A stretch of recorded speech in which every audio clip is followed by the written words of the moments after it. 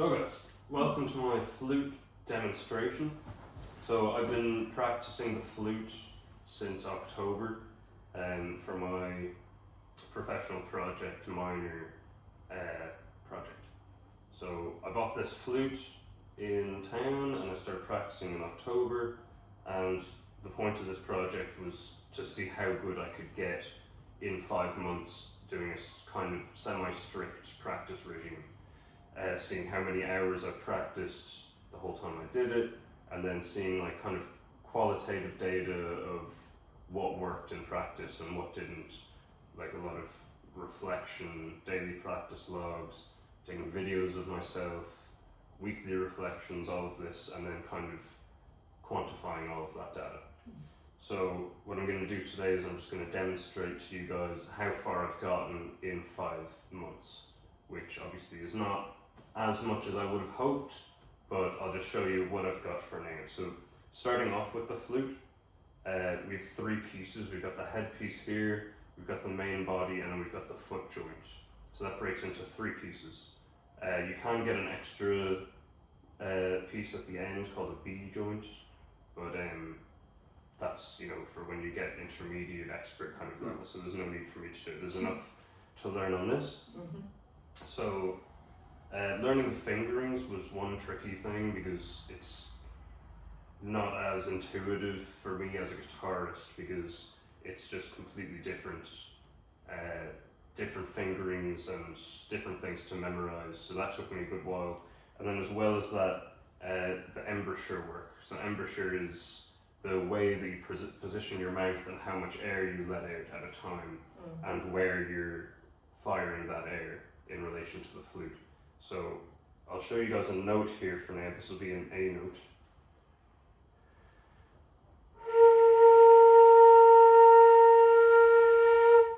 So as you can see there, I'm trying to blow my air into the hole here, but I'm not putting my mouth actually onto the blowhole. I'm trying to just get it directly in, as if you're trying to do with as a bottle. So the higher I go in pitch, and as I change my mouthpiece, if I put my jaw forward and I blow a little bit sharper, I can go an octave above that A. So I'm going from this to this.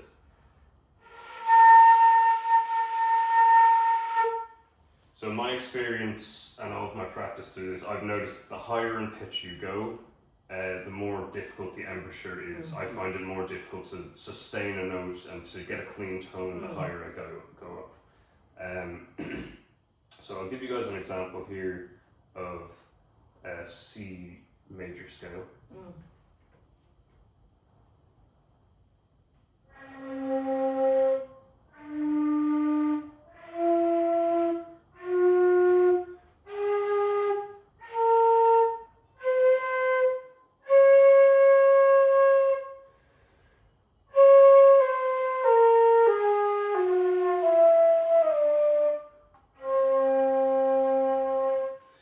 So playing up the scale, I was doing staccato there, so I was doing 1 breath per note, and then going back down the scale, I was trying to do it all legato, so trying to do the whole thing in 1 breath. You might have noticed I actually did it in 2 there, so I'll give that one more go.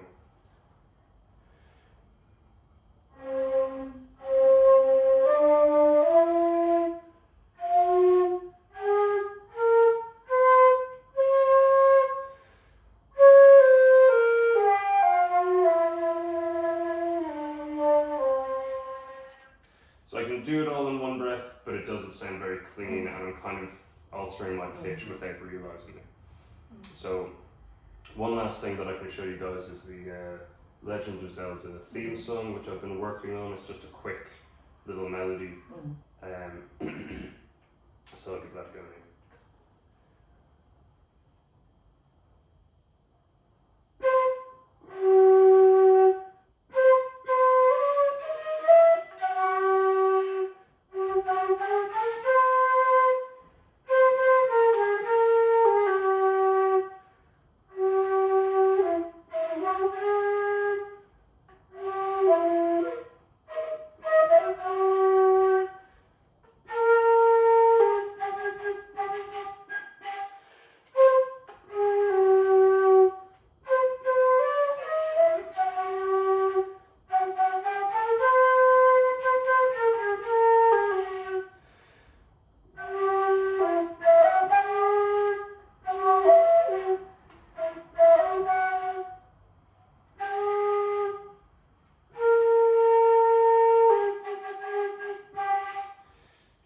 that's the Legend of Zelda theme. Mm. Do you guys have any questions for me of anything to do with the flute that I might be able to answer?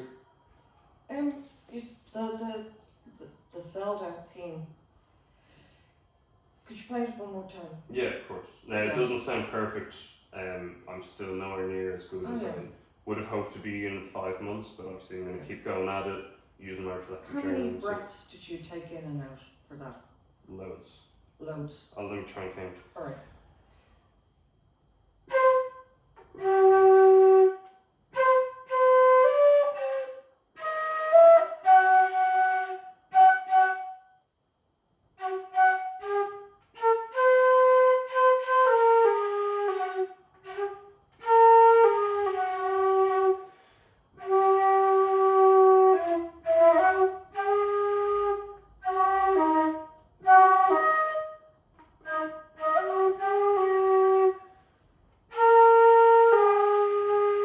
Probably about 8 breaths. I don't know the amount that would be like recommended, like if a professional was playing it, how many they'd be able to do it in. Probably 3. But there's a mixture of legato and staccato in that. So What is legato? legato is holding down notes. So for example, like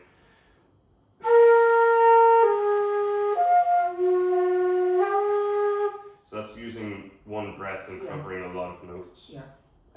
Over multiple bars perhaps, and then staccato would be like, for example,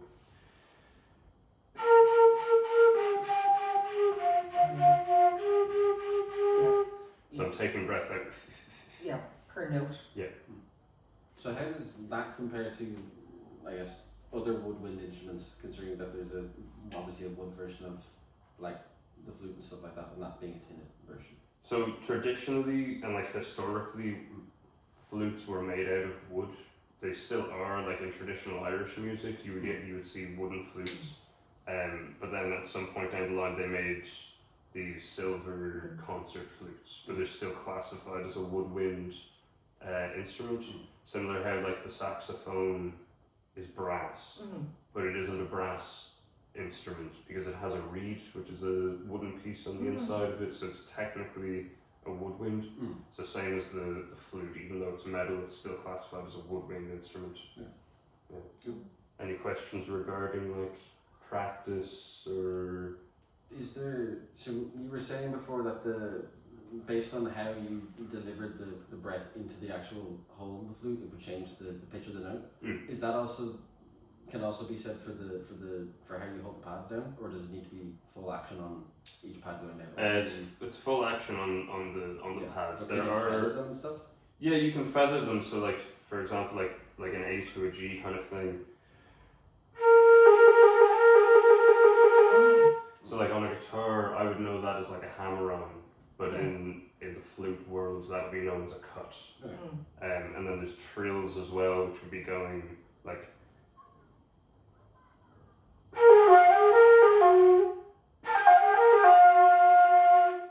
that'd be a trill, I believe. So there's different kind of techniques like that, which I haven't gotten too far into in terms of repertoire, because I'm still learning like as basic of repertoire as I can. But those kind of techniques are kind of fun to play, and they make you sound good without having to try, kind of thing. Yeah. So it is similar to guitar, but you have hammer-ons and half-ons. Yeah. But now this would be like classified as a beginner flute. An expert flute or like a proper concert flute would have holes on some of the pads, so you can put your finger down on them, but you can also take half of your finger off. And then you can get kind of like semitone sort of things, and you can do some sort of tremolo pitching and stuff like that as well.